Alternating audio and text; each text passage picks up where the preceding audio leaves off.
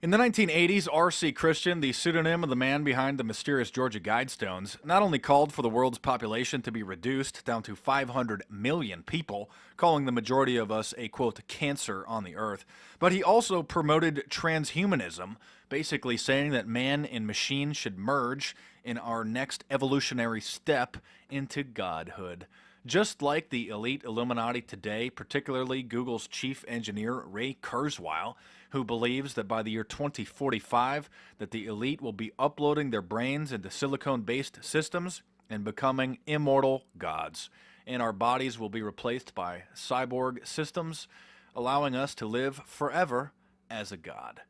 And so what a lot of people don't know about the Georgia Guidestones is that in 1986, the man behind the project, or the front man of the group that paid for these things, which must have cost over $100,000, perhaps $250,000, to erect this 19-foot tall granite monument in the small little town of Elberton, Georgia, on a special geographically designed location with 8 different languages inscribed, one on each different face of the stones, with 10 commandments for the New World Order. The first of which being, reduce the population of the world down to 500 million. That's 500 million people. It's like about a 95% population reduction from what we have now. Other commandments talk about a world court, a world language. They're essentially the New World Order's commandments. And nobody knows for sure his identity. And the people that dealt with him at the bank destroyed all of the files and were sworn to secrecy and still have not revealed that. I think one of the men involved actually took the secret to his grave. But what a lot of people don't know is that this man published a book a couple years after the Guidestones were erected. Oh, by the way, on March 22nd, 1980, get it? March 22nd, 322, the magical Skull and Bones number. 322 in the Skull and Bones, Brotherhood of Death, Illuminati branch, represents Genesis chapter 3, verse 22, where Adam and Eve had eaten the fruit from the knowledge of, from the tree of the knowledge of good and evil and become, God, opened their eyes and became as God. So it signifies their Luciferian belief. But what a lot of people don't know, 1986, he published a book explaining and detailing his philosophy. And also a book that I have, by the way. I'm holding it right here in my hands. You can't get the book now unless you want to cough up over $400 was the last listing that I saw it for, a used one on Amazon.com. But I got a copy about 10 years ago. And I detail this in the Resistance Manifesto. But in the preface to this book, he says that thousands of copies were sent to political officials and shapers of public opinion throughout the world to promote his philosophy, including all members of Congress, and that he says that 100 copies were bound in leather and reserved for special folks. Yeah, just special folks get a leather copy. So what's interesting is, I'll read a couple quotes from this bizarre book, and I'll get into a couple more details about the Georgia Guidestones if you've never heard of them. Where he says on page 14, because he admits in the book that he represented a group that just wants to remain anonymous, just coughed up $100,000 or so to make the 10 Commandments of the New World Order, essentially, nuclear bomb proof practically. He says here, quote, "We suggest that scholars throughout the world begin now to establish new bases upon which later generations can develop a totally new universal language for men and machines. It will adapt to our speech mechanisms and to the language facilities and patterns impressed in our nervous system. Its spoken and printed forms will be capable of accurate interchange by electromagnetical means."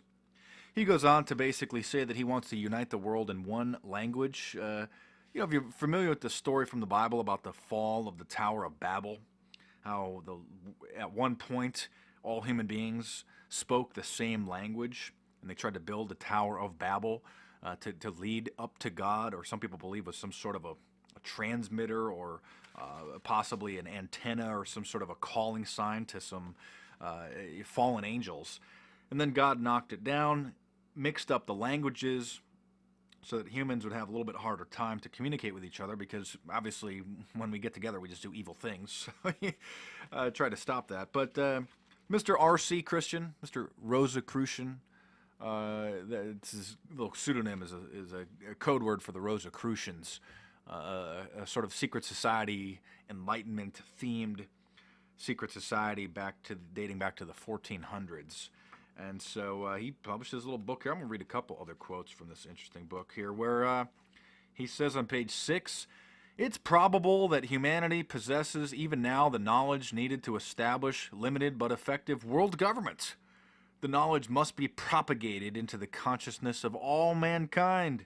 The hearts of our human family must be touched and warmed to welcome a global rule." Oh, that's interesting.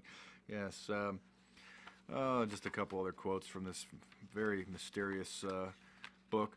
Oh, yeah, by the way, here he says, on page 10, "Reproduction is no longer exclusively a personal matter.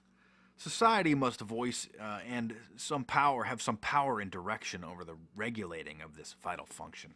Well, you might remember, just the White House science czar, John Holdren, saying that we should, just put sterilants in the water supply and forcibly sterilize people. It's just exactly what the Georgia Guidestones say. I mean, the 10th commandment in the stones is calling humans a cancer on the earth. Is there anything else here? Maybe one more. And I'll show you some other pictures about the Georgia Guidestones. Well, anyway, the book is pretty much worthless. It's just a bunch of drivel of him promoting his globalist New World Order philosophy. And years ago, a couple years ago, back in 2009, I think, some people vandalized the Georgia Guidestones, spray painted "Death to the Globalists." The Council on Foreign Relations is ran by the devil, and some other profanity that I shouldn't really show here. And it's interesting that Wired magazine did a story about it and then blamed me. Said that Mark denies any connection, but he clearly inspired it. It says, where is that? Let me find this here. Yeah, right down here. Look at this. While Dice denies any involvement in the assault, he seems to have inspired it. Oh, I've inspired it because I think that they're just a demonic Illuminati-themed New World Order, blasphemous 10 Commandments. Yeah, just blame me for that, I guess. He used that simple term, "seemed to inspire it," so I can't sue him for defamation. Very clever there. But anyway, if you're not familiar with the Georgia Guidestones, very, very strange. There's also allegedly a time capsule buried underneath the Georgia Guidestones.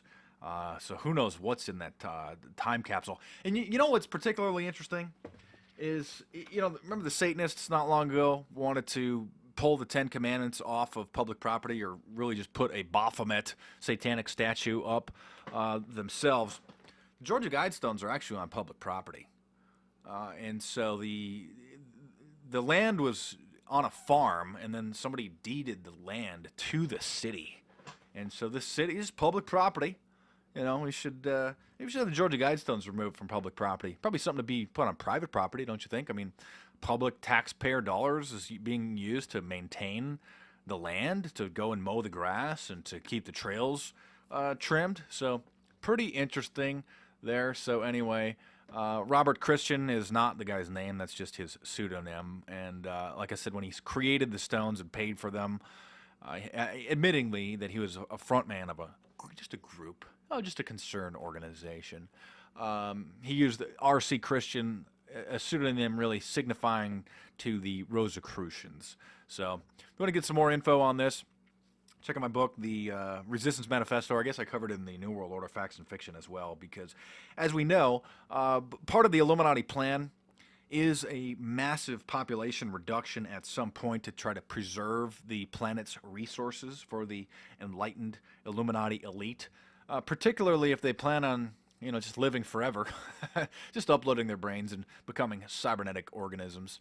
And the remaining humans that are around that have to maintain the android systems and that have to do the work that the robotic workforce just can't do, or just won't do, will be the ones that are enslaved with the mark of the beast. they'll be promised. I've talked about this in previous videos.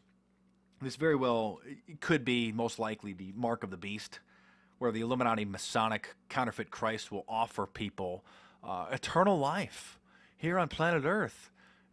Just plug this little neural interface in your brain. Just come on down to your local, Google hospital and just let us put some chips in your brain and put some nanobots in your blood, and you'll just live forever, and we can live here on planet Earth under the rule of this Illuminati Masonic Messiah. He's offered us everything we've wanted. Oh, it's just so fun. Just plug that in. I'm sure nothing's going to go wrong. I mean, we trust these big companies with our personal information, our personal data, our web surfing history. What could possibly go wrong if you're just going to wire the internet just directly into your brain and just turn your mind, body, and soul right over to them? I just can't see anything that would happen. That would be possibly dangerous, disastrous. Just sign right up, slaves. So anyway, thanks for watching. Subscribe to my YouTube channel if you're new. Check out some of the previous videos. Check out the playlists.